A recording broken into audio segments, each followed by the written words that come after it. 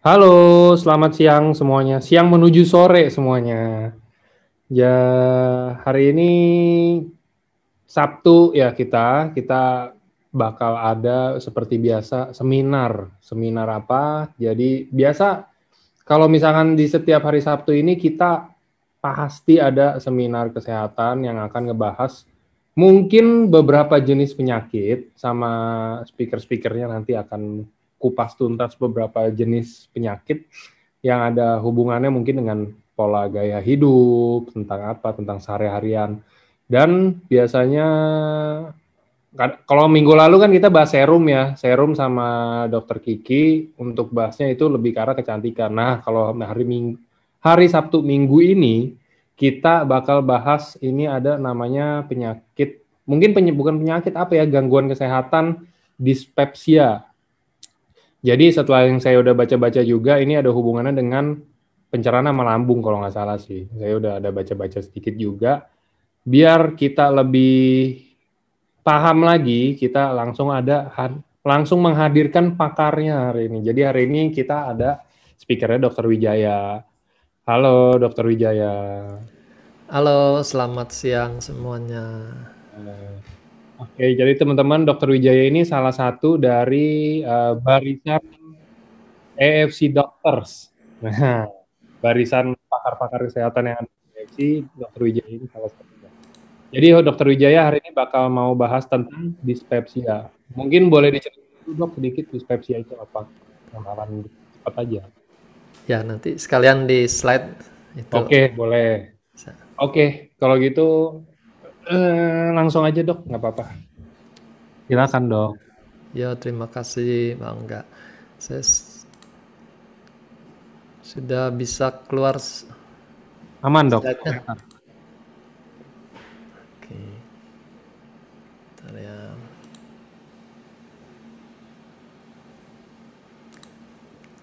Kok belum keluar? Ya.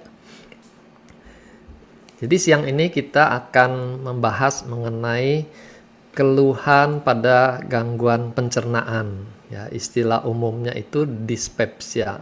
Gitu. Gangguan pencernaan ini termasuk penyakit yang sering sekali gitu. Sudah sakit kepala mungkin ini gangguan yang sering muncul.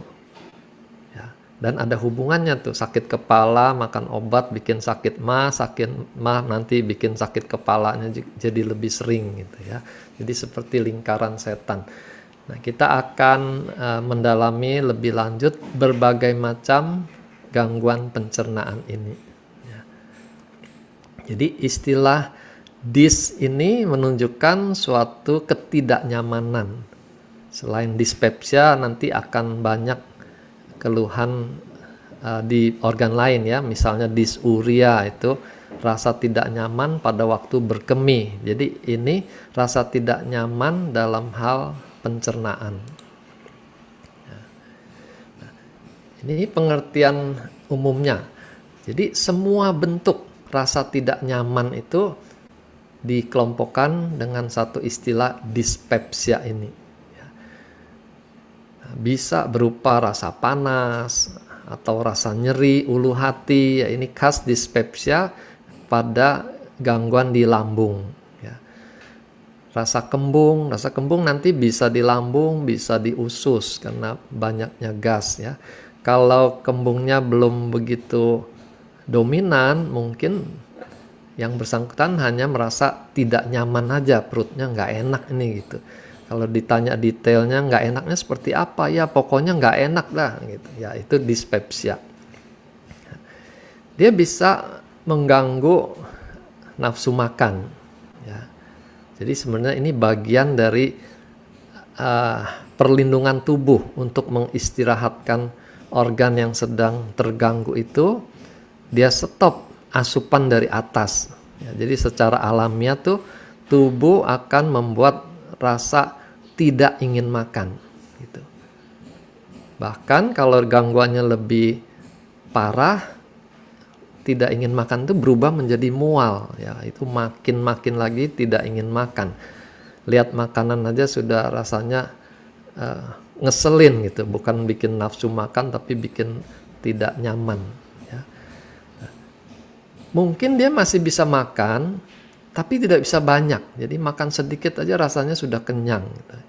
Nah, orang yang normal melihat temannya makan sedikit sudah kenyang, tentu nggak bisa memahaminya. Bagaimana mungkin baru makan 2 sendok kok sudah kenyang gitu ya.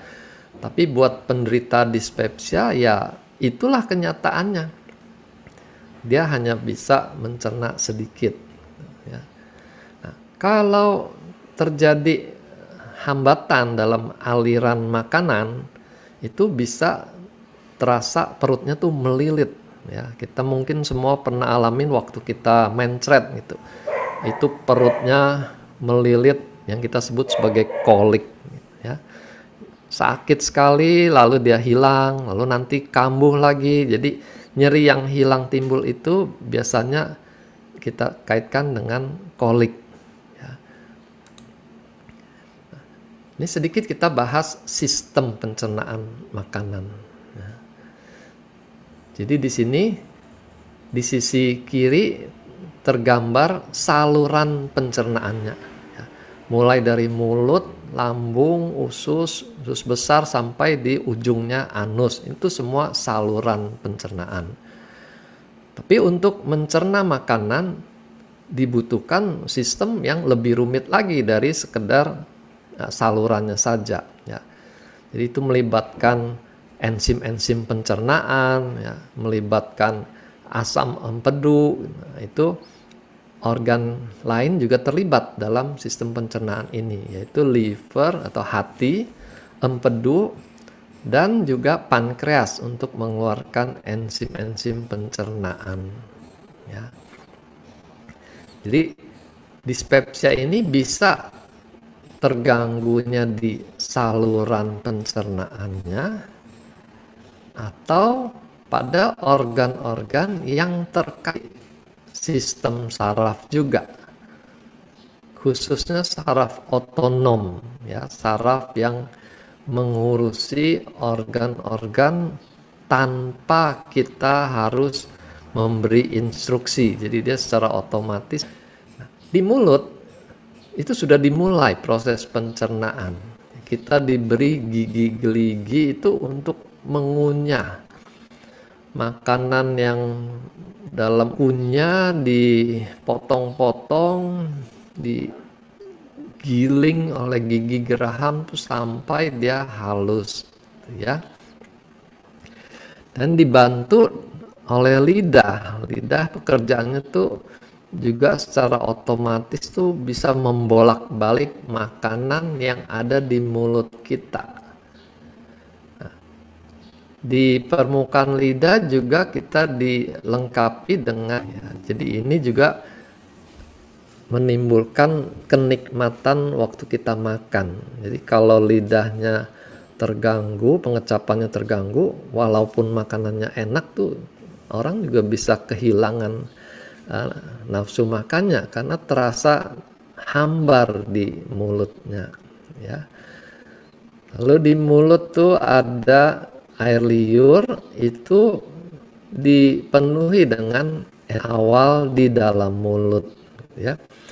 Nah, itu gunanya kita perlu mengunyah dengan apa ya istilahnya, dengan seksama apa yang kita makan, ya.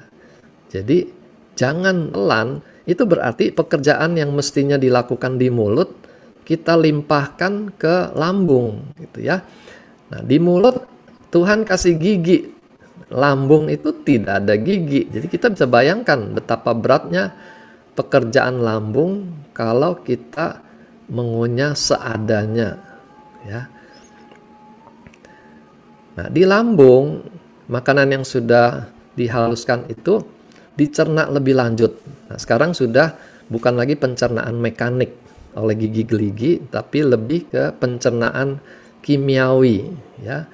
Nanti ada asam lambung, ada enzim pepsin di dalam lambung. Nah, itu yang mereka lanjutkan menghancurkan makanan lebih halus lagi sampai menjadi bubur, ya. Nah, lambung itu juga bukan suatu kantong yang pasif. Nah, di situ terjadi juga gerakan seperti diaduk-aduk makanannya itu ya, bolak-balik lewat kerja otot-otot lambung yang cukup rumit ya. Bagaimana dia bisa menggiling dari atas ke bawah, kiri kanan diaduk itu. Bahkan lambung bisa memisahkan makanan yang sudah cukup halus dicerna itu, dia sisihkan mendekati pengeluaran menuju usus ya. Makanan yang belakangan masuk itu masih di atas karena dia perlu dicerna lebih lanjut dulu gitu ya. Jadi makanan tidak tercampur merata ya. Lambung itu luar biasa, ada kepintarannya sendiri, dia memilah-milah mana makanan yang siap untuk diproses di usus 12 jari gitu ya. Jadi ada urutannya. Jadi di sini kita sebut pencernaan kimiawi dan juga proses pengadukan makanan. Nah, kalau makanannya sudah siap untuk dicerna lebih lanjut di usus, maka akan dikendorkan klep yang menuju usus 12 jari ya. Dan sedikit demi sedikit makanannya disalurkan memasuki usus. Kalau lambung suasananya asam, di usus 12 jari suasananya justru menjadi basah karena adanya cairan empedu yang masuk ke situ gitu ya. Jadi sekarang giliran proses pencernaan kimiawi dalam suasana basah. Jadi masing-masing itu ada fungsi yang berbeda gitu ya. Jadi kalau terlalu banyak asam memasuki usus 12 jari, maka pencernaan di 12 jari itu juga jadi kurang sempurna karena pH-nya bukan alkalin tapi mendekati asam gitu. Nah, di situ enzim-enzim bekerja menghancurkan lebih lanjut karbohidrat, lemak, protein itu lebih dicerna lagi di usus 12 jari dengan catatan pH-nya harus alkalin di situ ya. Nah, dari 12 jari makanan memasuki usus halus. Nah, di situ mulai dilakukan penyerapan secara bertahap ya. Sari-sari makanan diserap di sana. Nah, sampai di usus besar mulai penyerapan airnya ya, juga dilakukan bertahap sehingga kepadatan dari makanan di usus besar itu makin lama makin memadat karena airnya sudah diserap. Nah, itu yang ditemukan fesesnya jadi sudah tidak banyak air lagi gitu ya. Kalau feses banyak air kita bilang orangnya mencret ya. Kalau airnya malah cair sekali kita masuk kelompok itu sudah diare gitu ya. Nah, ini terkait fungsi penyerapan air di usus besar. Kalau orang kurang minum, penyerapan airnya juga tidak bisa banyak dari usus besar. Dan hasilnya kotoran pun jadi mengeras gitu, membuat dia jadi susah untuk dikeluarkan. Ya. Nah, kira-kira ini gambaran umum nasib dari makanan yang masuk mulai dari mulut sampai di ujung kita keluarkan sebagai ampas makanan ya, feses. Nah, kita mulai lihat gangguan lambung apa saja yang bisa terjadi. Nah, pada dasarnya lambung itu memiliki dua komponen yang saling saling berlawanan gitu ya. Yang satu asam lambung memang fungsinya untuk mencerna makanan dan juga ada lendir yang melapisi dinding lambung supaya lambungnya sendiri tidak dicerna oleh asam lambung itu gitu ya. Nah, jadi kita bisa memahami begitu asam lambungnya berlebihan terjadi ketidakseimbangan di mana resiko pengikisan mukosa lambung itu menjadi lebih besar ya, karena faktor yang merusak menjadi lebih banyak daripada faktor yang melindungi gitu. Atau sebaliknya bisa juga lendir mukosa itu produksinya kurang, nah, sehingga lapisannya tuh lebih tipis dan dia lebih gampang ditembus oleh asam lambung. Ya.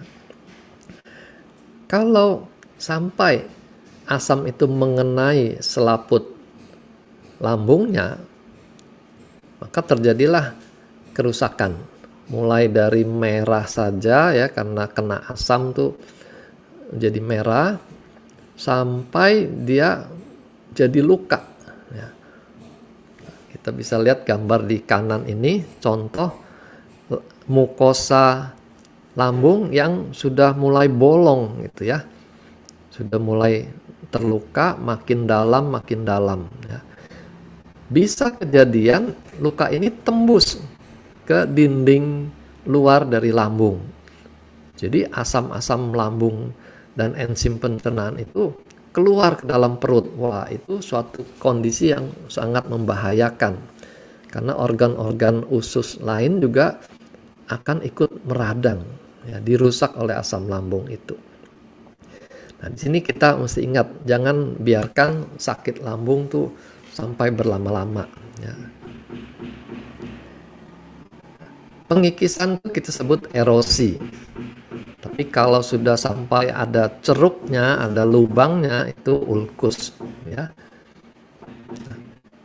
Gangguan lain adalah gangguan gerakan lambung yang kita sebut peristaltik. Nah, peristaltik itu ada aturannya sendiri, dia berapa kecepatannya. Ya. Nah, manakala peristaltik ini mulai melambat, maka proses pencernaan tuh terganggu. Ya. Dia jadi berlama-lama di lambung. Ya, yang mestinya sudah keluar di usus, dia belum keluar juga. Itu kita suka bilang istilahnya makanannya nggak turun nih, gitu ya. Jadi atau kita kalau lagi pesta makan berdiri, oh ini supaya makanan cepat turun gitu ya. Nah itu hanya istilah saja, tapi kecepatannya itu sudah otomatis diatur oleh tubuh kita. Ya. Nah, tapi manakala kecepatan ini menjadi melambat, mulai masalah terjadi. Ya. Makanan yang berlama-lama di lambung itu akan mengeluarkan gas-gas yang menambah volume di lambung itu menjadi lebih banyak. Ya.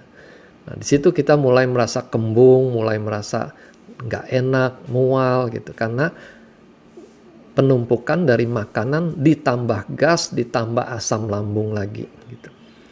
Masih ditambah lagi kalau orang kebiasaan makan harus disertai dengan minum, ya. Makan berapa sendok dia minum, makan berapa sendok dia minum. Nah, itu juga membuat lambungnya makin terpenuhi oleh berbagai unsur, ya.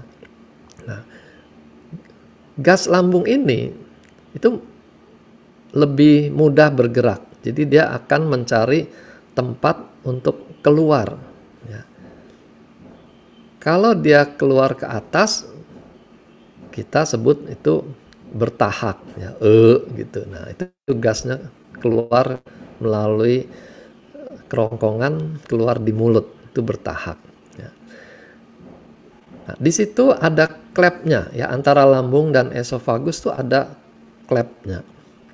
Kita sebut tuh sphincter, ya, otot yang melingkar, yang menahan isi lambung tidak naik ke atas. Kalau dia bertahak, yang keluar hanya gasnya. Tapi kalau sphincternya itu mulai melemah, pada waktu gas keluar, asam lambung juga ikut terdorong ke atas. Kita bisa merasakan bertahaknya disertai rasa asam. Nah, itu sudah tanda sphincternya itu kurang kuat. Ya. Apalagi kalau disertai dengan rasa panas di tenggorokan pada waktu dia bertahak. Gitu. Nah, itu berarti lebih banyak lagi asam lambung yang bocor ke atas dan mulai melukai kerongkongannya, ya, esofagusnya itu. Nah, itu perlukaan yang cukup berbahaya juga kalau dibiarkan berlama-lama. Nanti kerongkongannya bisa menyempit, orang menjadi sulit menelan. Ya, menelan bakso itu bisa nyangkut di kerongkongannya kalau terjadi penyempitan ini. Ya. Nah, jadi kelemahan sphincter ini yang kita sering kenal sebagai GERD. Ya. Asam lambungnya naik ke atas gitu ya. Jadi sebenarnya ini tidak akan terjadi selama klepnya kuat. Asam lambung tidak akan naik ke atas. Tapi begitu klepnya lemah, saat kita bertahak, asam lambungnya ikut naik, terdorong ke atas. Nah, kita sering memposisikan asam lambung itu seperti musuh gitu. Makanya obat-obatan juga ditujukan untuk menekan asam lambung itu. Mulai dari antasida yang kerjanya tuh menetralisir asam supaya menjadi tidak asam. Ya, dikasih bahan-bahan yang bersifat alkalin. Ya. Kalau sudah dirasakan nggak mempan lagi gitu, saya sudah makan antasida udah nggak mempan misalnya, nah, akan diberikan obat yang lebih kuat lagi, ya, yang disebut H2 blocker. Ya. Dia akan mulai mengurangi produksi asam, ya. Sebagian dikurangi lewat obat ini. Lama-lama kalau dia tidak berefek memuaskan lagi, dikasih lagi obat yang lebih keras, yang kita sebut proton pump inhibitor. Itu produksi asamnya dikurangi, gitu ya. Nah, jadi di situ seolah-olah asam lambung itu kita perlakukan sebagai musuh yang harus ditekan, harus dibuat tidak berdaya. Ya. Padahal Tuhan memang sudah menciptakan lambung itu harus dalam kondisi asam. Ya. Apa gunanya asam lambung? Di sini kita bisa lihat ya di gambar yang kanan. Pertama, dia mensterilkan makanan. Dengan tingkat keasaman yang begitu tinggi, kuman-kuman itu mati, ya, terkena asam. Tidak ada yang bisa tahan gitu ya. Kecuali nanti kuman yang bisa tahan dan menginfeksi lambung itu, Helicobacter ya. Tapi rata-rata kuman yang lain mati kena asam ini. Jadi sebenarnya kita nggak perlu takut, nggak perlu terlalu takut ya untuk makan sesuatu nanti ada kumannya, nanti infeksi kemana-mana, nggak begitu ya, karena lambung kita tuh sudah merupakan perlindungan tingkat pertama, ya, kuman-kuman pada mati. Yang kedua, asam lambung itu membantu penghancuran pencernaan protein. Jadi kalau kita makan daging-daging, makan steak gitu, itu sangat membutuhkan kondisi asam supaya steaknya itu cepat hancur gitu ya.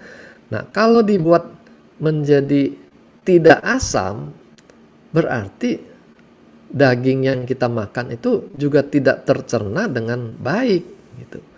Nah, nanti di usus dia akan menjadi sumber terjadinya pembusukan makanan oleh bakteri-bakteri di usus gitu. Nah, di situ gas-gas juga jadi banyak karena proteinnya tidak dicerna dengan baik gitu. Lalu asam lambung ini juga mengaktifasi sistem-sistem pencernaan yang lainnya ya. Misalnya dia mengaktifkan keluarnya enzim pencernaan pepsin di lambung ya. Jadi selain asam, enzim-enzim juga akan membantu pencernaan. Faktor-faktor lain juga termasuk faktor saraf juga dipengaruhi nanti oleh keberadaan asam lambung ini ya. Misalnya empedu itu juga kalau keluar asam lambung otomatis empedu juga disiapkan untuk keluar ya, berarti proses pencernaan berikutnya sudah harus standby gitu ya. Nah, begitu juga dengan sphincter.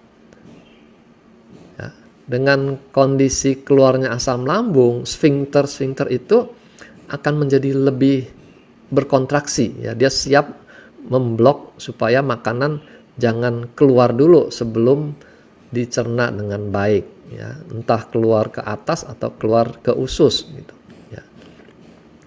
Nah, itu otomatis manakala pencernaan sudah beres, sfinkter yang di bawah akan dibuka, sfinkter yang di atas tetap tertutup, sehingga makanannya mengarah ke bawah gitu ya.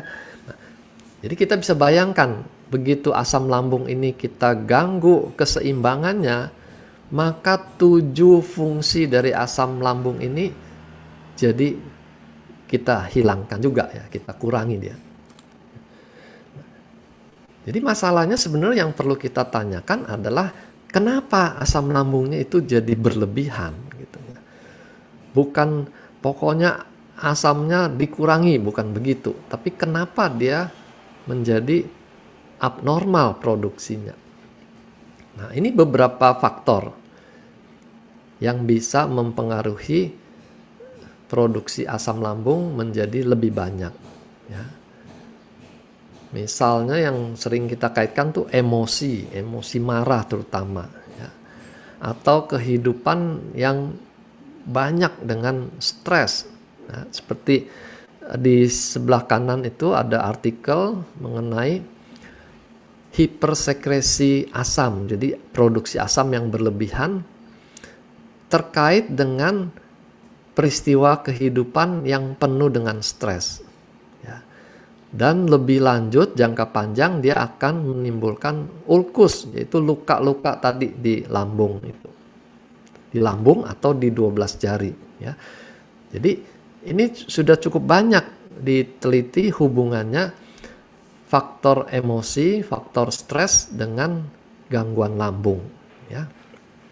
Nah, kalau di Chinese medicine TCM itu juga sudah lama mereka mengenal kaitannya faktor emosi dengan lambung ya. Digambarkan di sisi kiri itu kayu kalau berlebihan dia akan menekan tanah gitu ya. Nah, kayu itu liver dikaitkan dengan emosi marah, tanah itu limpa lambung gitu ya. Jadi di sini sudah tergambar bagaimana keseimbangan tuh menjadi terganggu melalui peristiwa kehidupan sehari-hari ya, stres dan marah. Gaya hidup juga berpengaruh ya. Kopi dikatakan tuh akan membuat produksi asam lambung juga lebih banyak ya. Begitu juga rokok ya. Nah, jadi ini faktor-faktor yang sering kita hidupi sehari-hari gitu ya. Jadi mestinya kita memfokuskan untuk mengubah gaya hidup ini. Bukan serta-merta mencari obat untuk menekan produksi asam gitu ya. Nah, ini prinsip kita sebagai konsultasi di bidang kesehatan harus mengerti betul konsep ini ya. Perbaiki dulu selalu gaya hidupnya. Mana yang bikin dikurang-kurangi. Jangan terlalu cepat meraih botol obat dan menelan macam-macam obat. Nah, sekarang kedua, kenapa gas lambungnya berlebihan? Yang paling mudah itu kalau gasnya itu masuk dari luar, gas tambahan. Yaitu kalau kita hobi minum minuman bersoda. Kadang-kadang sampai beli alat untuk menciptakan soda sendiri di rumah ya. Minumannya semua dikasih gas supaya ada sodanya, supaya ada rasa apa ya, rame di mulut dan di tenggorokan waktu ditelan tuh ada gas yang menggelitik gitu ya. Nah, padahal dengan membuat minuman bersoda, kita dengan sengaja memasukkan gas ke dalam lambung gitu ya. Nah, ini tentu membuat volume lambung jadi mekar, jadi gelembung terisi oleh gas. Sama seperti kita meniup balon gitu ya. Lalu ada juga nasihat kalau kita sedang makan jangan banyak ngobrol, karena waktu kita ngobrol, kita telan itu gasnya juga ikut ketelan katanya ya. Nah, ini entah mitos atau tidak, rasanya belum ada yang meneliti nih. Orang cerewet sama orang yang pendiam gas lambungnya mana lebih banyak gitu. Rasanya belum ada yang teliti itu ya. Asam lambung itu sendiri juga akan menghasilkan gas pada penguraiannya ya. Hidrogen dan klorida itu hidrogennya berupa gas. Jadi otomatis kalau asam lambungnya banyak, gasnya akan lebih banyak ya. Belum lagi komposisi makanannya. Ada makanan yang mengandung gas waktu dicerna ya. Misalnya ubi atau lobak itu terkenal kalau makan itu lebih banyak buang angin gitu ya, karena gasnya lebih banyak.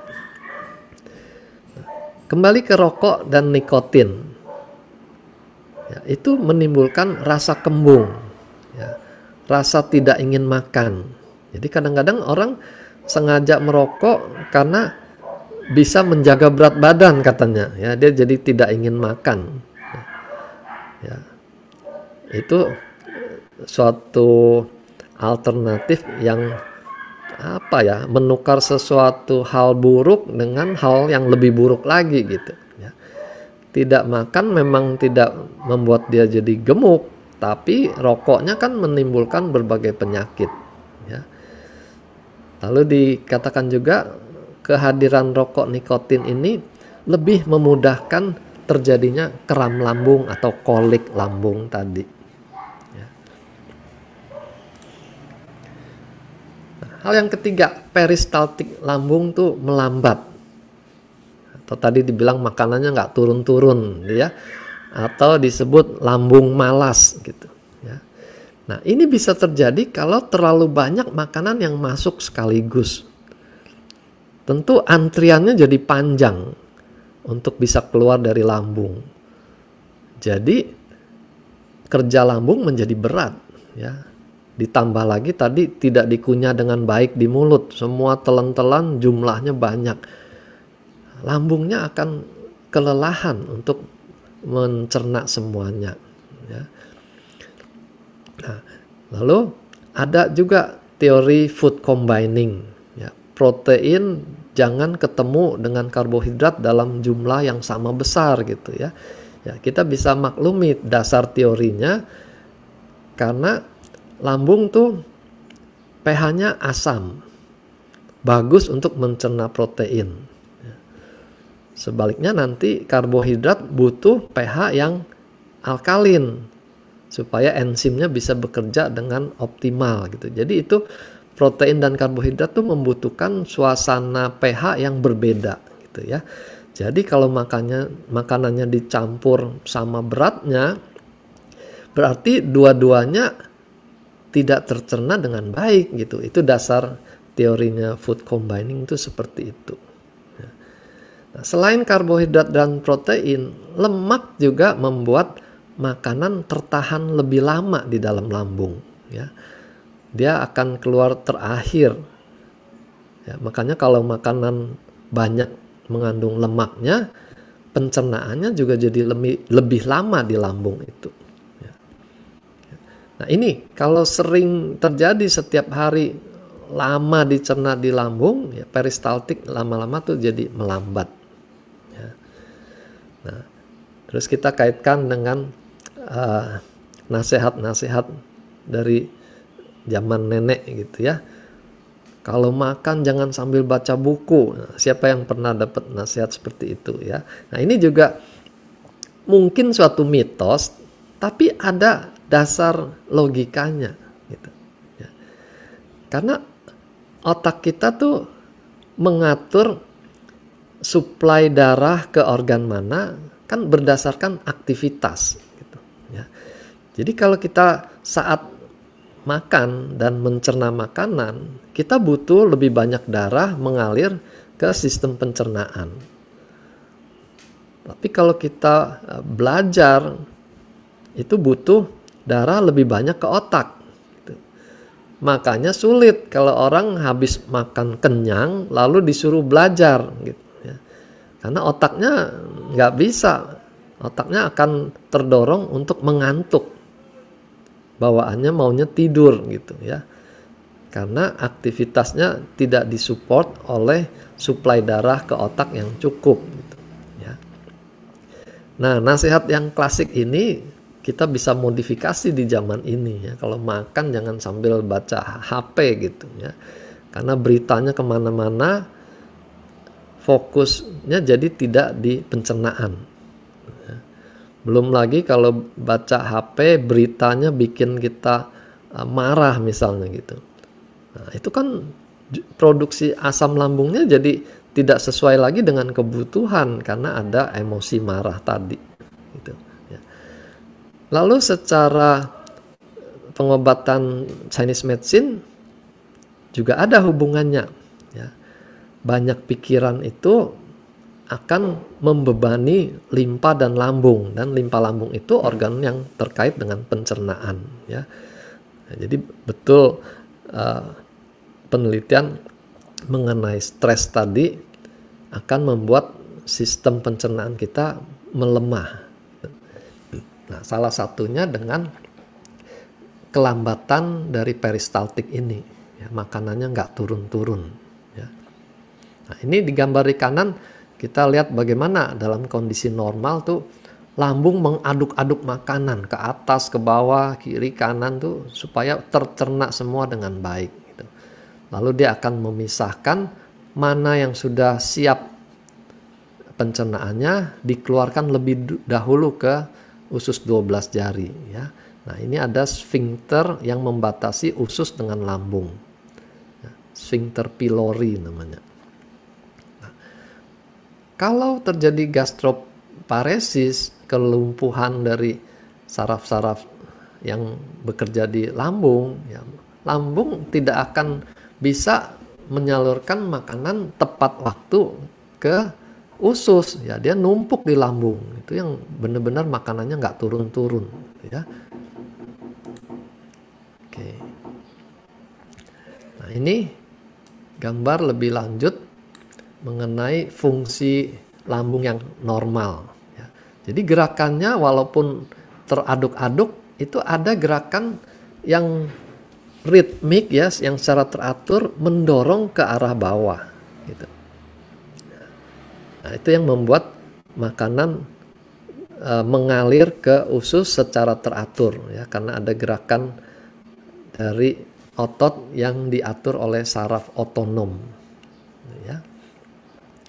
Nah, kalau saraf ini menurun kinerjanya, gerakan peristaltik itu juga akan terganggu ya, bukan hanya melemah tapi juga jadi lebih kacau gitu, ya. Nah, di sini makanan bisa tertahan di lambung dan bisa bikin endapan di lambung gitu, ya. Jadi ini yang kita istilahkan lambungnya malas ya. Padahal ini sudah terjadi kerusakan di sistem persarafannya. Nah, sekarang kenapa sampai terjadi luka gitu ya. Nah, jadi awalnya asam lambungnya melukai mukosa, dia terasa perih. Kalau berulang-ulang, nah, mulailah terjadi luka yang makin dalam. Itu disebut tukak lambung itu. Nah, selain karena asam, ternyata obat-obatan juga pengaruhnya besar untuk bikin perlukaan di lambung dan juga di usus. Ya. Khususnya obat rematik dan obat anti nyeri. Ya, misalnya aspirin, lalu obat rematik. Misalnya diklofenat gitu ya. Obat anti nyeri itu mefenamat. Itu kalau sering diminum dan juga dosisnya lebih tinggi ya, karena rasanya nggak mempan nih makan satu, dia makan dua gitu ya. Itu secara langsung akan melukai mukosa dan mulai menimbulkan luka ya, sampai ke ulkus tadi. Nah, jadi hati-hati dengan obat-obat anti rematik dan anti nyeri ini ya. Di negara kita punya kelemahan di dalam distribusi obat ini. Mestinya obat-obat ini hanya bisa ditebus dengan resep gitu. Jadi dokter yang meresepkan juga sudah tahu batasnya berapa lama dia makan obat ini Ya, nggak boleh diresepkan lagi, ini sudah cukup, nanti lambungnya luka. Dia tahu. Nah, masalahnya kita kalau satu obat rasanya cocok, kita langsung ke apotik, bawa contoh obat, saya mau beli ini lagi, ya, buat stok 1 bulan gitu ya. Nah, di sini kelemahannya kontrol. Kalau apotiknya tidak disiplin, dia jual aja, yang penting obatnya laku gitu ya. Jadilah orang konsumsi obat tidak terkontrol. Tahu-tahu suatu waktu dia muntah darah atau berak darah ya. Jadi sebenarnya ini salahnya sendiri juga, mengobati diri tanpa mengenal betul apa yang dia makan. Nah, sekarang kita mau lihat bagaimana dunia medis menangani perihal gangguan pencernaan ini. Ya. Ada suatu sifat, ya, karakter dari dunia medis tuh menciptakan obat tuh harus spesifik, gitu, ya. Istilahnya 1 peluru untuk 1 teroris, ya. Atau bikin rudal yang bisa diarahkan spesifik hanya kena di 1 kota misalnya gitu ya. Nah, itu cita-cita dari dulu. Makanya untuk masalah lambung juga sifatnya begitu. Untuk asam lambung obatnya antasida. Ya. Produksi berlebihan kita kasih dulu H2 blocker. Kalau nanti kurang kuat baru ganti dengan proton pump inhibitor gitu ya. Nah, lambungnya kalau malas dikasih obat untuk merangsang peristaltiknya. Kalau lapisan mukosanya menipis, tambahkan dari luar gitu ya. Nah, itu cara berpikir, cara bekerja pengobatan medis yang kita kenal saat ini. Ya. Nah, kalau ini terkait dengan psikis, jadi pasiennya bilang, ini saya kalau lagi kesel begini nih dok, lambungnya kumat gitu ya. Nah, tinggal ditambahkan obat untuk melawan kecemasannya, melawan depresinya gitu ya.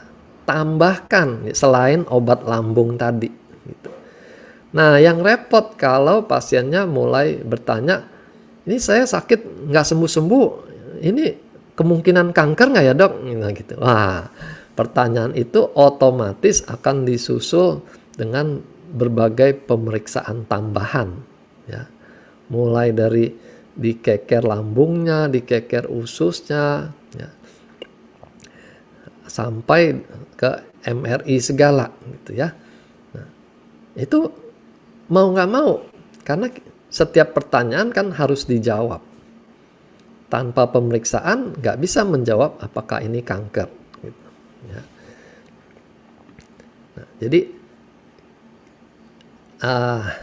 peranan pasien juga menentukan apakah obatnya simple atau obatnya jadi kompleks. Gitu, ya. Nah, ada kelemahan kalau kita mengandalkan obat-obat saja. Ya. Istilah awamnya tuh suka bermain menjadi Tuhan. Ya. Seperti tadi pH lambung mestinya tuh pH-nya 1-3 itu asam sekali. Tapi karena diberikan antasida, pH-nya bergeser naik ya, di atas 3. Dan mulailah terjadi ketidakseimbangan berikutnya ya. Daya cerna protein tuh turun, jadi dia banyak gas. Lalu daya anti kumannya juga turun sehingga dia gampang infeksi usus misalnya gitu ya. Jadi ini dampak dari obat. Ya, kita tahu obat ada efek sampingnya. Ya. Jadi secara nalar kita bisa pahami betul ya. Tambah obat, tambah macamnya, tambah jumlahnya, itu bukanlah sikap yang bijaksana. Karena kita akan menambah masalah baru. Ya. Misalnya yang simple aja, antasida yang mengandung aluminium, gitu ya. Itu efek sampingnya jadi susah berak. Nanti kalau dia kontrol berikutnya bilang, dok saya jadi susah berak nih, dikasih lagi obat untuk melancarkan berak, gitu ya. Padahal mungkin gara-gara antasidanya, gitu. Atau sebaliknya, antasida yang mengandung magnesium itu efek sampingnya bisa diare misalnya. Tapi begitu bilang diare nanti ditambahkan lagi obat diare gitu ya. Jadi serba salah. Karena setiap masalah harus diberikan solusi gitu ya.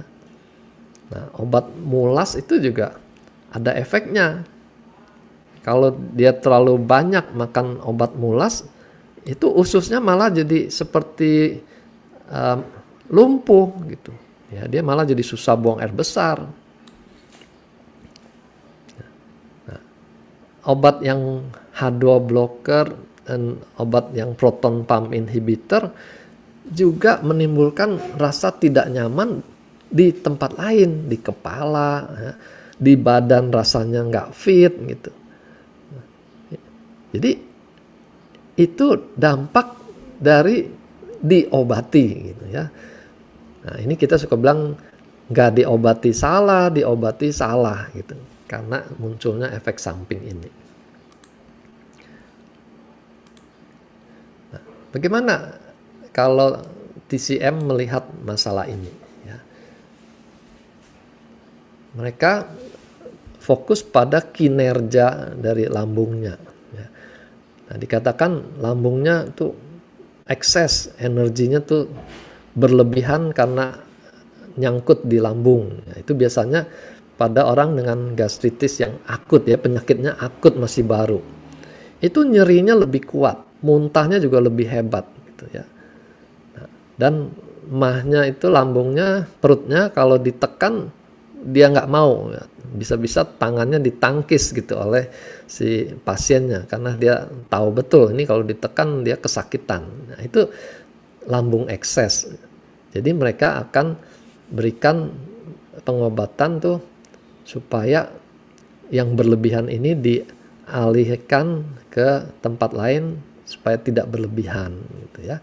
Nah, sebaliknya orang yang mahnya bertahun-tahun itu biasanya organnya menjadi melemah. Jadi dikatakan ini lambungnya defisien.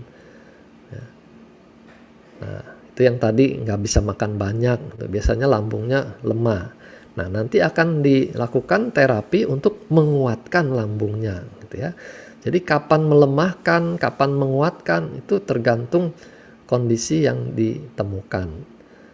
Ada lagi lambung panas. Ya, orang suka bilang ini panas dalam. Nanti kelihatan dari pemeriksaan lidahnya merah, bibirnya merah. Ya. Nah, dia akan berikan terapi untuk mengurangi tingkat kepanasan lambungnya ini. Ya. TCM bisa atasi itu baik dengan herbal atau dengan akupunktur. Ya. Nah, ada lagi istilah lambung dingin. Nah, mungkin kita juga sebagian mengalami ini. Ya. Terasa lambungnya itu jadi tidak nyaman kalau kena ruangan yang AC-nya dingin sekali, misal gitu. Itu langsung dia rasa mahnya nggak enak. Nah, di situ terapinya dikompres hangat. Ya, karena dingin akan berkurang dengan kompres hangat. Nah, nggak bisa jurus kompres hangat ini diseragamkan pada semua orang yang sakit lambung. Gitu. Kalau dia karena panas kita kompres malah jadi tambah nggak keruan, gitu ya. Nah, jadi ini seninya pengobatan di TCM. Lalu ada gangguan lambung tuh karena retensi makanan. Tadi salah satu tuh makan kebanyakan, makan terlalu dagingnya kebanyakan, makan ketan, gitu. Makanannya tidak dikunyah, itu semua masuk di retensi makanan. Lalu mereka juga dikatakan emosi marah bikin panas hati, nanti panasnya itu akan naik ke atas memanasi lambung juga gitu. Itu cara menjelaskan dalam bahasa TCM seperti itu. Jadi sekarang kita bagusnya bagaimana? Ya, prinsipnya kita mesti menangani sampai akar masalahnya. Ya. Jangan hanya menghilangkan gejalanya. Ini prinsip betul. Ya. Kalau sakitnya sudah bertahun-tahun, berarti dia melemah, kita harus perkuat sistem pencernaannya. Bagaimana memperkuatnya? Jangan membebani. Jadi perbaiki gaya hidup sehatnya itu. Makan dikunyah dengan baik, lalu small frequent feeding istilahnya ya, makan sedikit-sedikit tapi lebih sering gitu.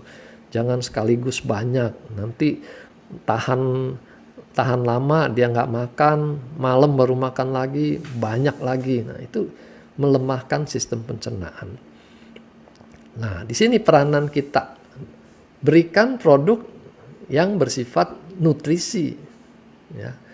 Nutraceutical, jadi nutrisi yang diolah secara teknologi dan dia akan memperkuat organ itu ya.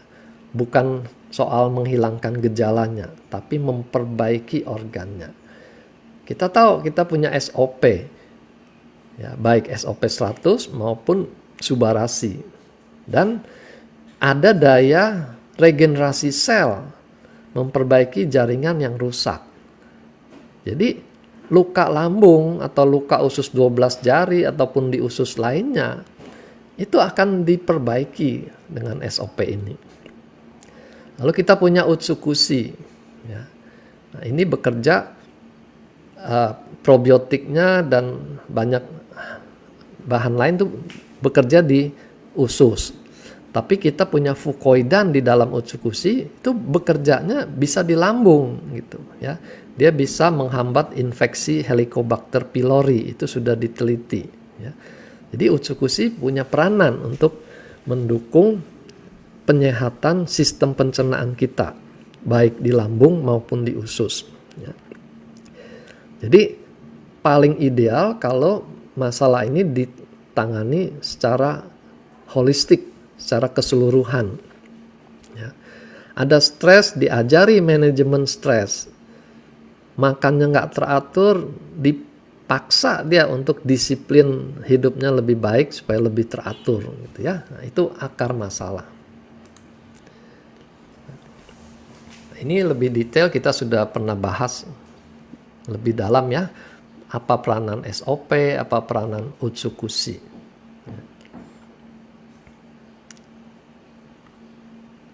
Oke. Nah, termasuk Utsukushi memperbaiki fungsi liver. Dan liver itu salah satu organ pencernaan. Rasa mual juga bisa terjadi kalau livernya terganggu. Kalau orang yang pernah kena hepatitis tuh tahu tuh mualnya seperti apa waktu dia mengalami gangguan liver. Nah, Utsukushi punya bahan untuk memperbaiki fungsi liver ini. Nah, sekarang ditambah Subarasi. Yang penting SOP-nya 150 mg lebih tinggi dari SOP 100. Nah, dua tambahan ini lebih spesifik untuk mereka yang punya masalah darah tinggi dan trombositnya gampang lengket ya. Tapi kalau untuk lambungnya yang terutama ini SOP-nya, daya regenerasinya. Nah, justru kita perlu perhatikan kalau dia ada perdarahan aktif ya, muntah darah, BAB-nya hitam seperti kopi gitu, nggak cocok kalau kita berikan Subarasi. Ya. Masih bisa kita berikan SOP, tapi sebaiknya jangan Subarasi. Ya. Nah, terus kita juga dapatkan sejumlah konsumen yang merasakan kalau dia minum Subarasi ada rasa kembung gitu ya, rasa begah katanya. Dan ada juga yang melaporkan susah buang air besar, seriawan misalnya. Ya. Nah, rasa begah itu juga bisa membuat dia tidak nafsu makan. Ya. Jadi kalau kita temukan pasiennya kurang cocok dengan Subarasi, kita kembalikan dia untuk konsumsi SOP 100 saja. Oke ya. Jadi simpulannya, gangguan pencernaan ini awalnya tuh memang tidak berat, ya, cuma rasa tidak nyaman, ya, cuma rasa tidak nyaman, sehingga yang bersangkutan sering bilang nanti juga hilang lah, udah biasa begini gitu ya. Nah, tapi hati-hati, jangan kita punya kebiasaan sakit gitu. Nanti makin lama makin jelek kondisinya. Ya. Nah itu yang saya suka sindir orang-orang yang menyampaikan saya suka sakit mah nih gitu ya. Nah, karena dia suka, berarti kan penyakitnya nggak pergi-pergi gitu ya. Nah, jadi mesti ditanamkan bahwa semua gangguan itu ya, semua rasa tidak nyaman itu alarm yang harus diperhatikan ya. Ditangani ke akar masalahnya. Jangan sibuk mematikan alarmnya. Nah, kalau kita hanya atasi dengan obat mah, iklannya kan begitu minum adem gitu ya, mah yang tadinya panas langsung adem gitu ya, itu mematikan alarmnya gitu ya. Mestinya kan diperiksa kenapa sampai rasa panas itu muncul gitu ya. Nah, repotnya tadi kalau pasien merasa dia bisa obati sendiri ya. Dia bisa kontrol semuanya, yang penting bawa aja obatnya di dalam tas kemana-mana gitu ya. Nah, di sini jadi penyakitnya tidak dia obati, hanya dia merasa bisa dia kontrol gitu ya. Padahal dia akan berlangsung makin kronis, makin banyak komplikasinya. Istilahnya makin bandel. Nah, nanti dia ke dokter bilang ini obatnya udah nggak mempan dok. Nah, dikasih lagi obat yang makin lebih kuat, lebih banyak lagi. Kondisinya makin tidak keruan ya. Terus sekali lagi ingat, jangan makan obat-obat rematik, obat anti nyeri itu sembarangan. Karena bisa terjadi luka dan bisa sampai tembus ke dalam rongga perut. Itu berbahaya sekali. Kalaupun dia tidak sampai bolong, gitu, ususnya, lambungnya, gitu, luka yang berlangsung terus-menerus itu bisa berubah menjadi kanker. Ya. Kanker lambung itu cukup sering, hati-hati. Oke, jadi apapun kondisinya, segera pulihkan kesehatan kita. Ya. Jangan merasa semuanya terkontrol, gitu ya. Lebih bagus pastikan semuanya bisa dibuat normal lagi. Oke, Bro Angga.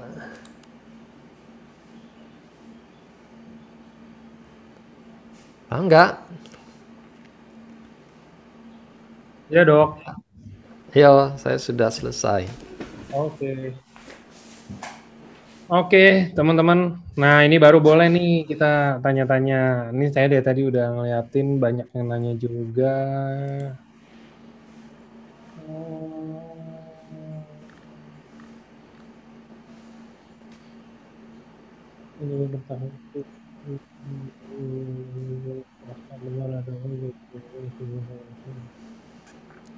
Dok, pH asam lambung yang normal itu berapa, dok? Tadi dicantumkan pH-nya 1 sampai 3. Normal itu 7. Jadi dia sangat asam dengan kondisi 1 sampai 3 itu. Oke. Nah, ini ada apakah lambung juga menetralkan racun ya? Ya tergantung. Kalau racunnya memang bisa dipengaruhi oleh asam, dirusak oleh asam, ya dia berubah jadi tidak meracuni. Tapi kan tidak semua racun tuh kerjanya seperti itu gitu. Nah, ini dok ada pertanyaan. Bagus. Dok, apakah bau mulut itu berasal dari pembutuhan makanan di lambung atau di pencernaan di usus? Dok? Ya, nah, bau mulut bisa dari lambung yang panas. Itu kalau teori di TCM tuh salah satu yang diperiksa ya. Apakah nafasnya itu langsung terasa berbau gitu. Tapi kondisi di mulut juga bisa bikin bau mulut ya. Radang gusi yang kronis, gigi bolong yang sudah membusuk misalnya, itu juga menciptakan bau mulut. Tapi kalau dari bagian dokter gigi itu kondisinya oke semua dan ada bau mulut, biasanya memang berhubungan dengan sistem pencernaannya, entah di lambung atau di ususnya.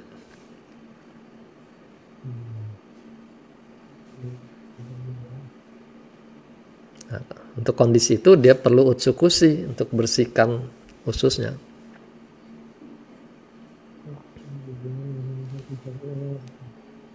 Dok, emang kalau di kasus pendarahan itu harus dikurang-kurangin ya dok subanya? Suba atau SOP gitu? Kita cari aman gitu ya. Karena nanti kalau ditubrukkan dengan khasiat ingredientnya itu anti agregasi, itu kita bisa jadi disalahkan ya. Sudah tahu perdarahan kok dikasih anti agregasi gitu ya. Walaupun misalnya kita bilang tapi daya anti agregasinya lemah kok, tidak seperti aspirin misalnya. Tapi kita sudah keburu kerepotan untuk menjawab pertanyaan itu gitu ya. Jadi cari aman saja. Kalau orang yang perdarahan, ganti saja dengan SOP 100 yang tidak ada klaim anti agregasi trombositnya.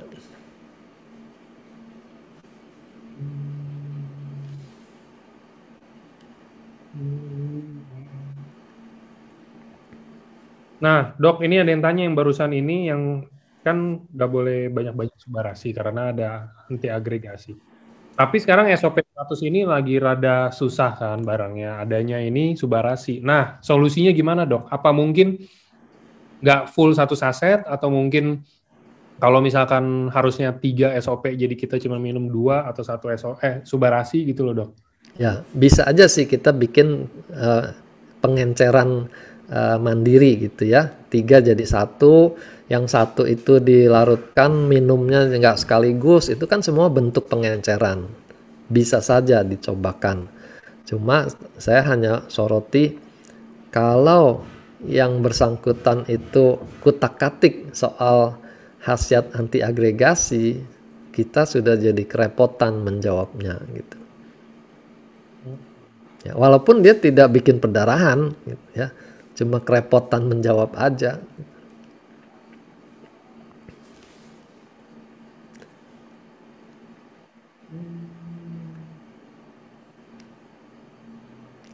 Saya lebih sarankan ya sabar aja di break dulu sampai tidak ada lagi tanda-tanda perdarahan. Itu kan hanya beberapa hari. Nah, begitu dia BAB-nya tidak ada lagi warna kehitaman, nah, itu aman gitu. Kita mulai lagi dengan takaran dari yang rendah dan dinaikkan pelan-pelan.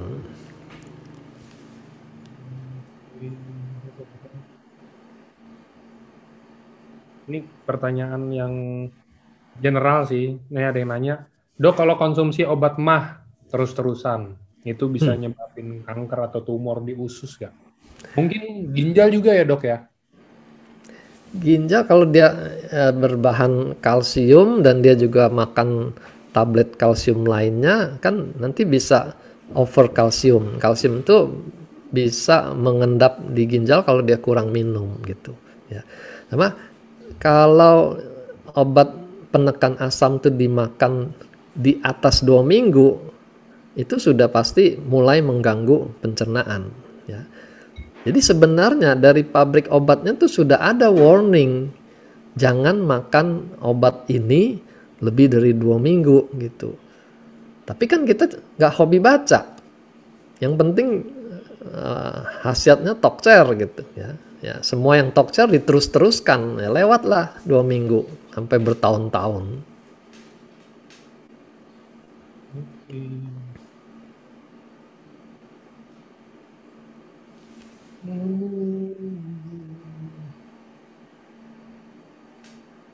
Dok, selain dari tadi cara-cara yang dokter bahas, ada nggak sih dok? Maksudnya Gimana caranya kalau misalkan kita udah kena asam lambung, Hmm. nah terus sering bertahap, nah apa solusinya untuk mengurangi? Kalau yang tadi dokter bilang itu kan untuk mencegah, nah ini kalau untuk mengurangi. Kalau saya seperti yang saya sarankan tadi, sebaiknya tuh sudah terapinya tuh keroyokan ya, holistik. Obat medis tuh kita makan sesuai indikasinya, karena memang obat medis tuh kerjanya lebih cepat, lebih akurat. Ya. Tapi jangan sampai makan berlama-lama, gitu ya. Nah, lalu untuk menguatkan kondisi organnya, kita kombinasi dengan terapi ala timur itu, ya akupunktur, refleksi, ya, apa saja yang bersinergi menguatkan sistem pencernaan, kita kombinasikan. Saya pengalaman hasilnya jauh lebih bagus. Oke dok, ada yang tanya lagi. Ini kalau yang tadi, kalau di apakah lansoprazole dapat menghambat gas lambung? Lansoprazole termasuk proton pump inhibitor. Ya, dia menekan produksi asam. Memang kalau asamnya dikurangi, gasnya juga akan berkurang. Ya, itu kalau sumber gasnya hanya dari asam lambung. Tapi kalau yang bersangkutan tuh perokok, ya tadi minum soda, ya, nggak efek lansoprazole dengan gas yang dia telan itu gitu. Jadi kita mesti lihat kasus per kasus. Nah, jadi memang bisa mengurangi gas. Tapi pertanyaannya mestinya kenapa gas itu muncul itu dulu gitu ya. Kalau sekedar mengurangi asam, mau sampai kapan kita makan lansoprazolnya? Keras nggak sih dok itu? Keras dalam arti apa ya? Keras membahayakan sih enggak. Itu relatif aman. Cuma kalau dimakan di atas 2 minggu itu ya berarti sistem pencernaan kita sudah tidak balance lagi gitu.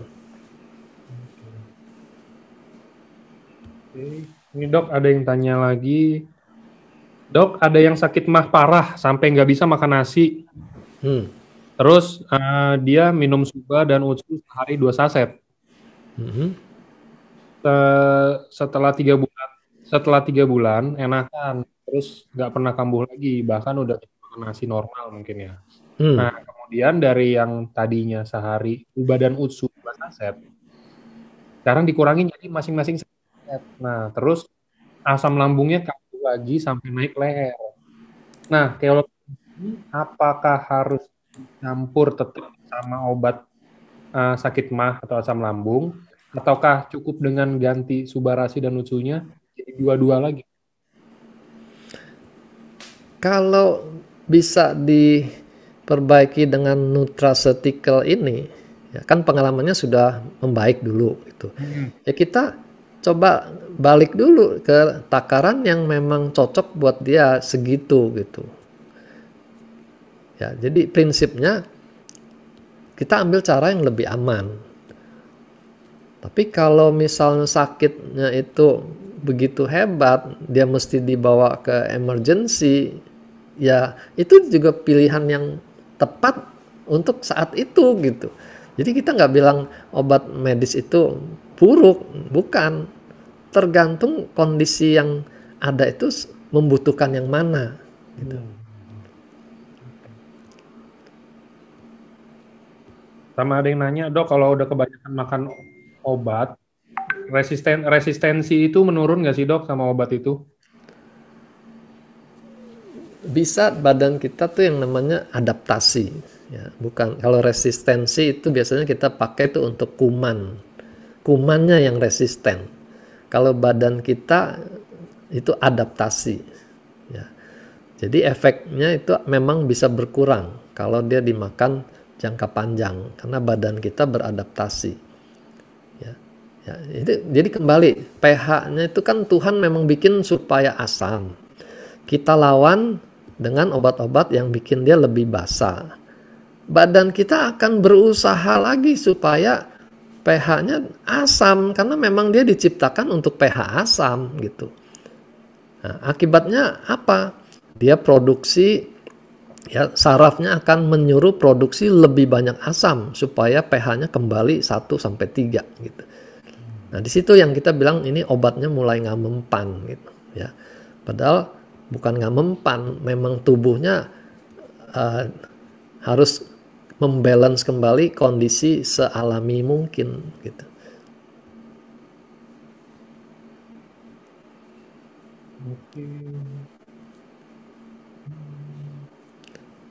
Nah, kita dengan produk nutraceutical kita nggak mempengaruhi keseimbangan itu. Kita hanya menguatkan organ-organ supaya penyembuhan diri sendiri terjadi. Ya, regenerasi sel itu kan penyembuhan diri sendiri. Kalau dia sudah sembuh, ya otomatis dia berjalan normal seperti semestinya, tanpa harus diatur-atur keseimbangan asam basanya. Itu sudah otomatis dari sononya. Kita yang suka merusak otomatis itu. Nah, ini ada yang bagus pertanyaannya tapi sedikit unik. Dok, saya ini ada masalah sangat gampang sekali bertahak. Hampir semua bagian tubuh, kepala, punggung, tangan, kaki, kalau ditekan pasti bertahak. Nah, nggak diapa-apain juga bertahak sih kadang-kadang. Nah, apakah ini masuk dengan gas lambung berlebih atau hanya mungkin kebiasaan aja, Dok? Kalau dia nggak ada gasnya, ya nggak akan ada yang keluar gitu. Ya. Tapi memang unik itu. Saya temukan pasien seperti itu juga di akupunktur, waktu ditekan bahunya dia keluar gas juga. Sampai kadang-kadang kita berpikir ini kok nggak habis-habis gas yang keluar. Tapi ada. Nah, di situ yang harus diperbaiki bukan hanya lambungnya lagi, seluruh sistem tubuh dia juga harus dibalance lagi. Kenapa? Sampai gasnya tuh produksi terus. Ya. Kalau orang kan bilangnya itu masuk angin gitu. Jadi anginnya dari luar bikin gasnya ke dalam, sekarang di terapi gasnya jadi keluar gitu. Ya. Nah, pertanyaannya kan bukan sekedar masuk angin, ya kenapa kondisinya bisa seperti itu gitu. Nah, kita harus adjust lagi supaya jadi normal.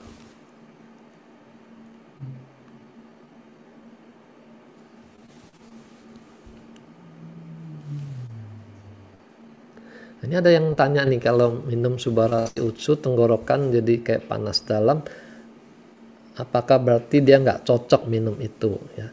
Nah, saya perhatikan memang ada orang-orang yang sensitif ya. Kalau secara medis barat ini nggak ada jawabannya, karena dia tidak bikin radang gitu ya. Tapi kalau secara TCM ini bisa dijawab. Jadi agaknya Utsukushi dan SOP itu memang punya efek panas ya. Regenerasi itu kan suatu proses yang membangun ya, dia menghasilkan panas juga gitu.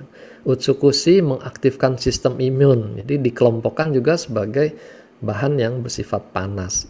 Nah, kalau orangnya memang sudah bawaannya panas, kita berikan bahan-bahan yang bersifat panas, dia akan mengalami keluhan ini, tenggorokan panas, sariawan, susah berak gitu. Nah, itu sindrom panas. Nah, jadi bukannya nggak bisa makan, ya takarannya aja jangan tinggi-tinggi dan diencerkan, ya pakai larutkan dalam air gitu ya. Saya termasuk yang aliran larutkan ya, bukan yang di bawah lidah. Yang bawah lidah tuh langsung sariawan, mereka lapor.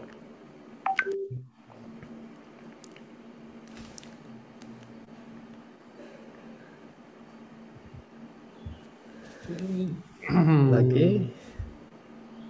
Nah, ini ada pertanyaan unik. Ada temannya meninggal karena keluar darah dari anus. Sebelumnya mengeluh perut sakit. Nah, apakah lambungnya bocor? Ya. Wah, ini kalau mau jawab ini mesti kedokteran forensik nih. Kenapa dia meninggal? Gitu. Tapi intinya kalau keluar darahnya segar, merah, itu sumber perdarahannya ada di bawah sana, ya, di rektum, di anus, maka darahnya masih segar. Tapi kalau darahnya dari atas, dari lambung, kena asam, dia berubah jadi hitam, ya. Lewati si saluran usus, makin lama makin hitam dia. Jadi keluarnya seperti kopi, gitu. Itu aja yang paling sederhana. Kalau sampai meninggal ya berarti penyakit dasarnya tuh berat. Mungkin ada kanker di rektum, gitu. Oke.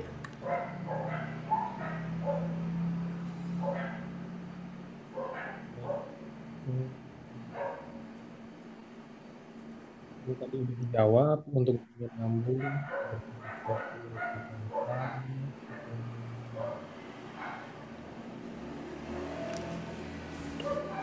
Ini ada yang panjang terkait dengan hasil CT scan radang usus besar, ya. Pertanyaannya, apakah berkaitan dengan lambung, ya.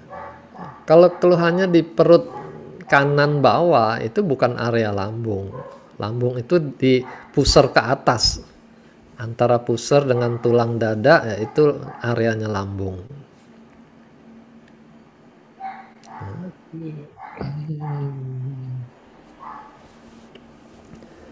Nah, kalau di usus dengan utsukushi aja, dia membantu.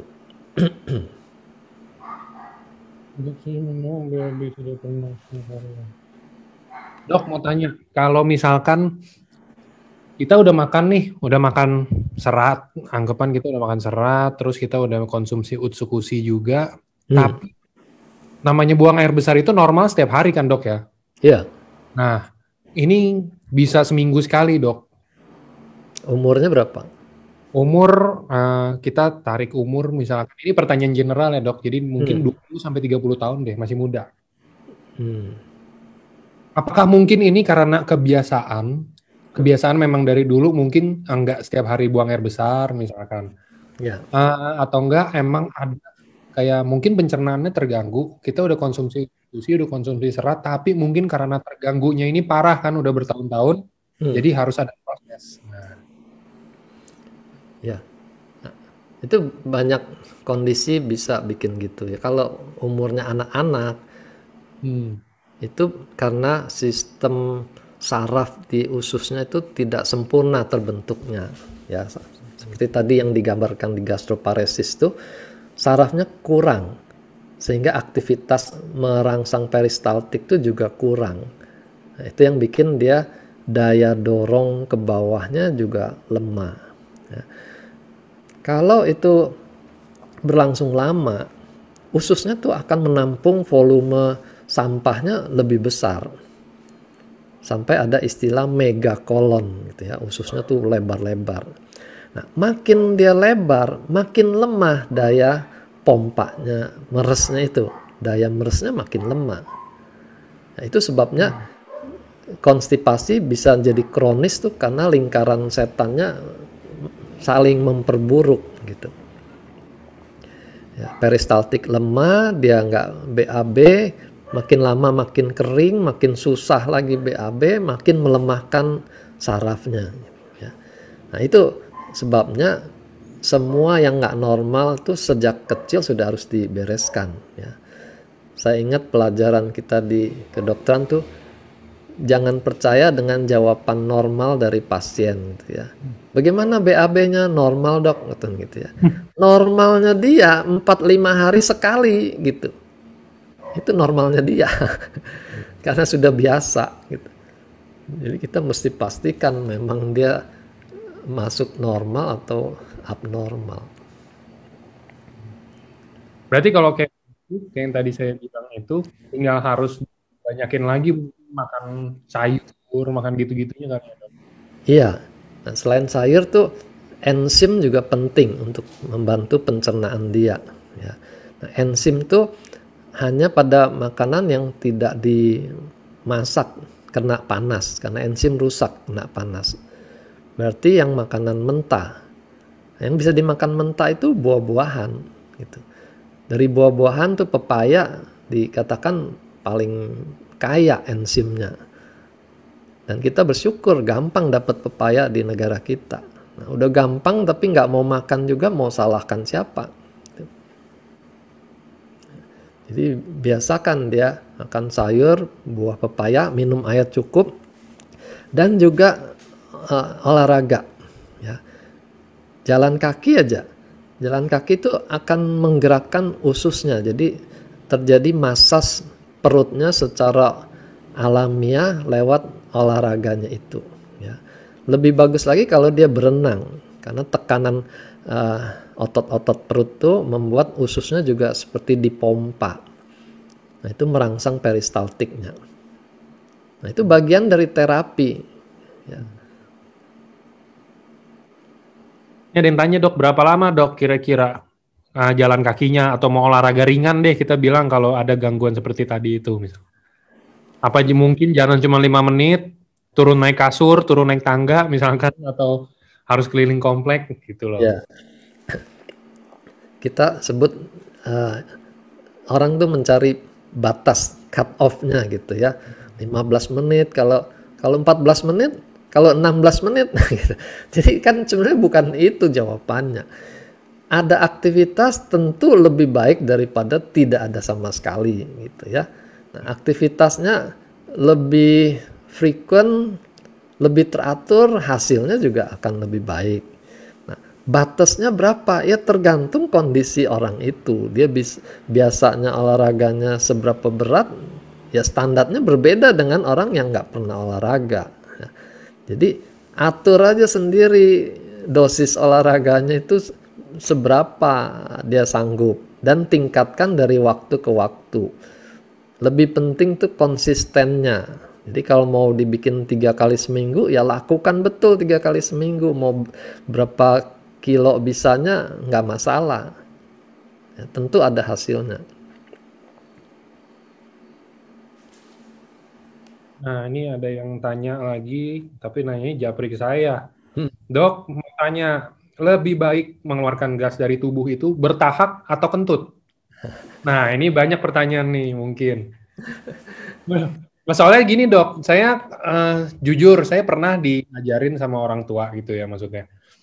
Kalau misalkan perut atau di dalam tubuh ini ada gas, benernya itu harusnya sebenarnya keluarnya dari bawah, bukan malah naik keluar dari mulut gitu loh, Dok. Enggak, itu organ yang memang sudah beda. Kalau gasnya masih di lambung, tentu dia akan cari jalan terdekat tuh ya ke atas. Kan tekanan lambung, klepnya 2, di atas sama di bawah. Kalau klep yang di bawah tuh belum terbuka, ya dia akan mendorong ke atas. Nah, kalau dia sudah lewat dari lambung ke usus, itu gasnya nggak bisa naik lagi ke lambung. Kan peristaltik tuh satu arah. Jadi dia menunggu sampai gasnya itu nyampe ke ujung, keluar sebagai buang angin gitu. Jadi nggak bisa dibulak-balik, apalagi dipilih gitu ya. Saya nggak mau buang angin di bawah, saya mau di atas aja, nggak bisa, itu otomatis.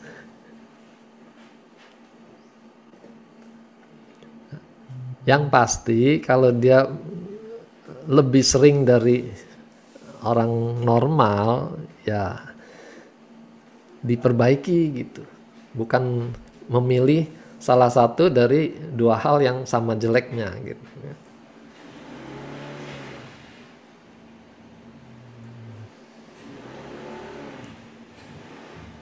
Nah, ini pertanyaan yang tadi ini. Nah, kalau yang ini tapi udah tua, Dok. Nah, ayah saya umur 80 tahun, BAB-nya susah. 3-4 hari sekali. Padahal udah makan serat, buah, sayur, di dokter juga semuanya normal, nggak ada gangguan. Sudah SOP dan UTSU, tapi tetap aja susah BAB-nya. Apalagi yang harus dilakukan. Perutnya tuh besar gitu loh, Dok.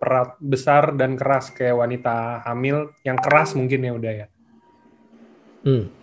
Kalau orang tua itu umumnya dalam TCM itu dikaitkan dengan energinya yang melemah, ya, chi-nya itu melemah. Berarti termasuk chi di ususnya gitu. Nah, itu perlu dinaikkan energinya. Ya. Nutrisi yang baik tuh salah satu sumbernya. Tadi olahraga itu juga meningkatkan energinya.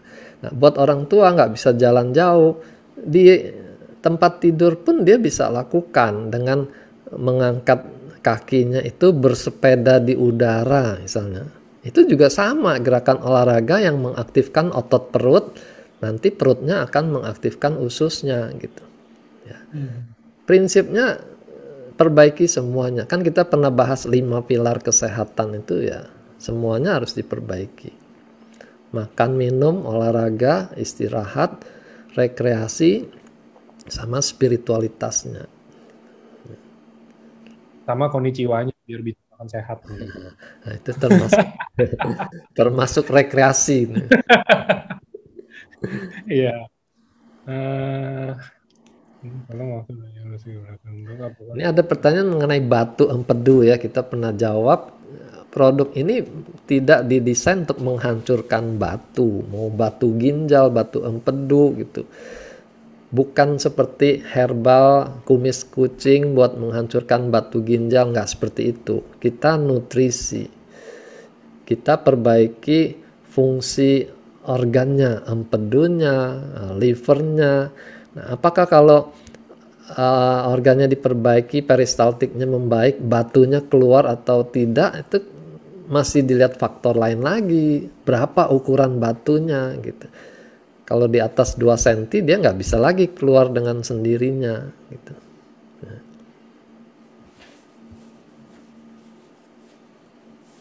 Oke.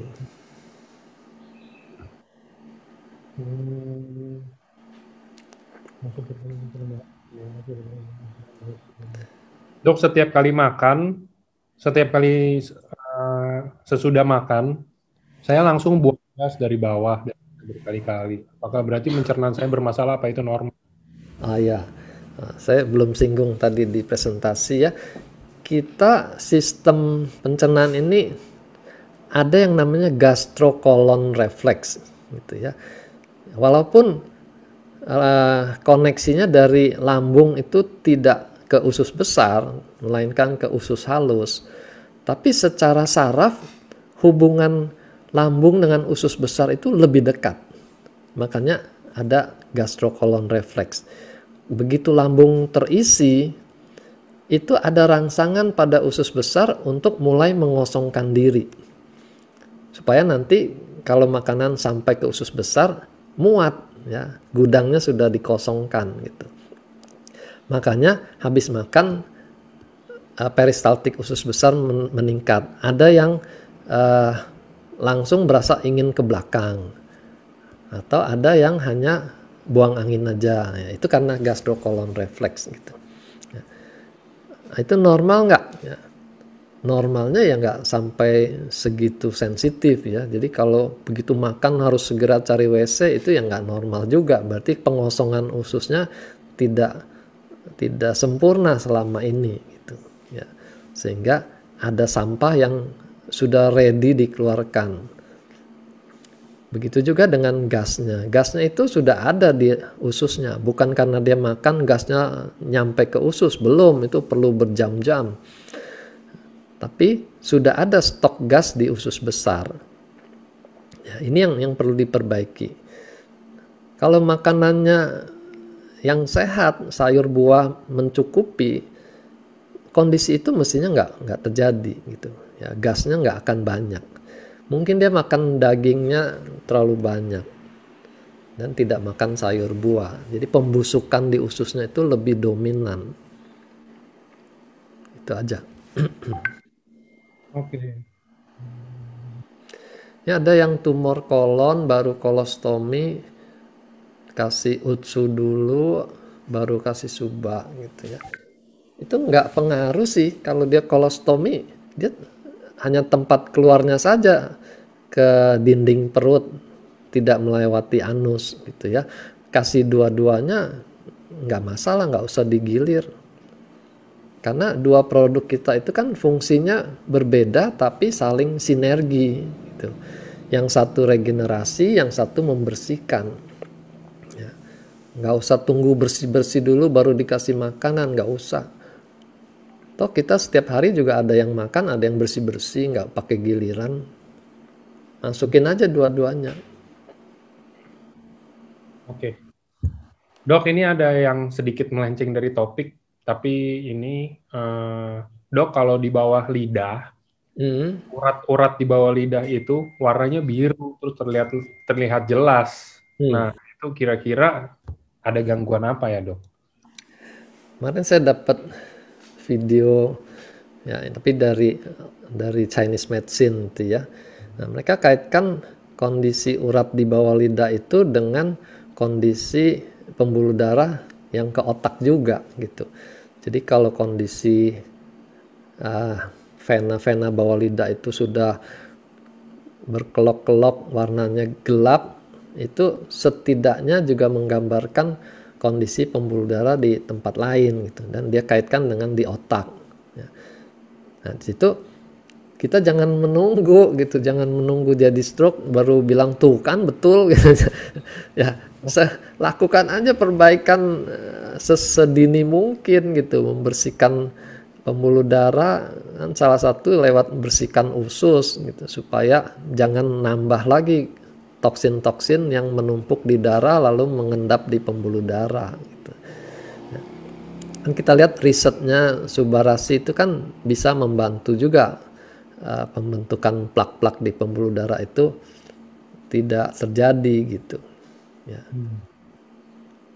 Nah, takarannya nggak bisa lagi 1 kali 1 kalau sudah ada kelainan. Jadi minimal tuh sudah harus 2 kali 1.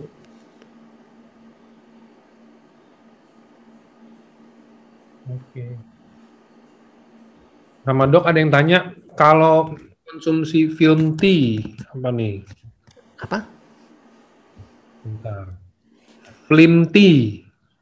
FLIMTY. Terus bahaya Slim, gak? Saya tahu slim filmnya. tea. Ya.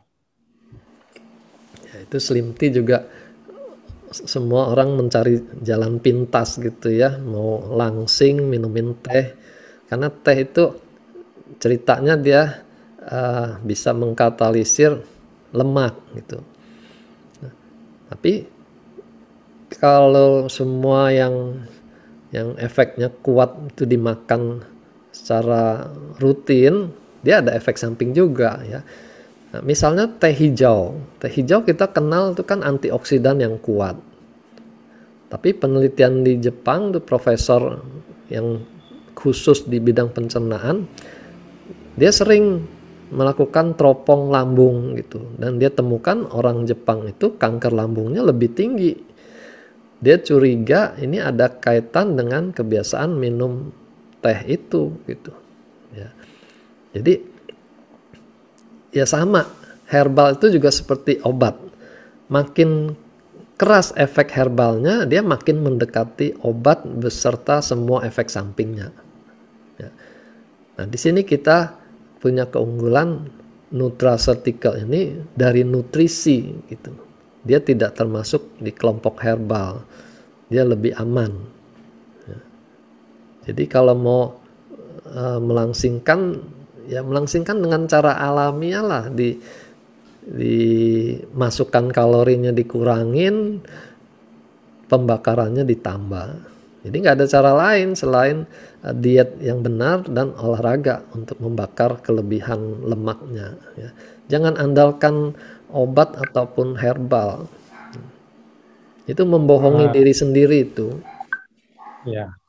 Ini soalnya ada yang itu juga dok. Jadi misalkan ya kayak contoh kita kalau minum-minum apa sih kayak buah-buah apa gitu loh, buah-buah yang emang bisa untuk bikin bikin jadi rutin buang gitu kan dok. Kita kan jus pepaya dicampur ya. jus apa kayak begitu. Nah kalau misalkan kita ini udah sehat dok, maksudnya udah menurut kita sehat ya, maksudnya sehat dalam artian setiap hari kita rutin buang air seperti yang memang seharusnya. Kita setiap hari konsumsi seperti itu, tapi ini malah ada yang kebanyakan, maksudnya bukan kebanyakan sih, kayak dia jadi suka gitu loh dok sama jus pepaya atau sama bubuk pepaya, dia dikit-dikit semuanya makannya pepaya. Itu kalau kebanyakan langsung kelihatan nanti telapak telapak tangannya itu jadi kuning. Nah, tadi juga ada yang tanya dok, telapak tangan kuning ini ada anaknya dulu bayi, bayi itu dikasih makan pepaya terus. Ya, Sampai sekarang kuning, padahal sekarang umurnya udah 21 tahun. Nah, dari awal dari bayi mungkin telapak tangannya kuning itu disuruh berjemur, tapi sampai sekarang masih kuning itu. Apakah emang udah kayak begitu aja? Mungkin udah sulit untuk dinormalin lagi, atau ada cara lain dok? mestinya sih enggak. Kalau pepaya atau mangga itu bikin kuning itu karena karotennya. Jadi karotennya berlebih, dia eh, mengendap di bawah kulit, warnanya kuning. Nah, itu terapinya bukan suruh jemur. Yang suruh jemur tuh karena bilirubin. Orang bayi yang lahir bilirubinnya tinggi, kuning, itu dijemur. Tapi kalau karena karoten ya nggak ada hubungan dengan dijemur. Itu bisa hilang kok. Mungkin dia nggak hilang karena sampai sekarang dia masih minum terus. Karotennya berlebihan. Ya. Jadi alam tuh sudah kasih tanda-tanda. Kalau kita berlebih ya kurangi. Kalau sampai telapak tangannya kuning ya stop dulu gitu. Ya. Semua yang baik kalau dimakan berlebih pun akan jadi tidak baik. Even air putih aja kalau kebanyakan minum air putih nggak baik kan? Iya. Konnichiwa-nya kebanyakan juga bisa jadi tidak baik. Nah, kalau itu jangka panjang dok. Untuk sekarangnya baik dulu aja. Jadi serakah orangnya. Nah, oke sih kayaknya udah sore juga dok. Saya tutup aja ya. Oke. Oke, thank you teman-teman Ya, semuanya thank you udah semua. nemenin saya sama Dokter Wijaya nih. Jadi bukan bukan kita yang nemenin, tapi teman-teman yang nemenin kita ngobrol sharing tentang penyakit. Oke. Pepsia hari ini, thank you juga Dokter Wijaya. Thank you Thank you teman-teman semuanya, semuanya. baik yang di Zoom, yang di Facebook, dan di mana-mana. Terima kasih semuanya. Jangan lupa, yang di Bali itu masih bisa daftar. Teman-teman daftar sebelum kehabisan. Saya cuma mau info, tadi dapat info, teman-teman itu yang bisa daftar yang di Bali itu dari Toreda sampai ke Bushido semuanya bisa, bukan hanya samurai ya teman-teman. Oke, kalau Yang gitu, banyak yang belum kejawab, sorry ya. Nanti cari nah, cara untuk bisa nggak apa-apa terjawab. nanti Dokter Wijaya kita kan sering nih sama Dokter Wijaya teman-teman, nanti disimpan dulu aja pertanyaannya. Kalau misalkan emang udah urgent-urgent gitu, dokter masih ada di grup Toreda kan dok? Iya masih. Tuh, serbu aja Dokter Wijaya di grup Toreda. Biasa tiap hari juga Dokter Wijaya selalu jawabin setahu saya ya. Iya. Dibantu sama Pas Wijan juga tuh. Dari tadi dia juga bantuin jawab di chat kan. Wah, thank you si Jan. Oke, kalau gitu. Terima kasih semuanya. Yo, see Thank you, you. thank you dok. Selamat sore Yo, semuanya. Angga. Bye-bye.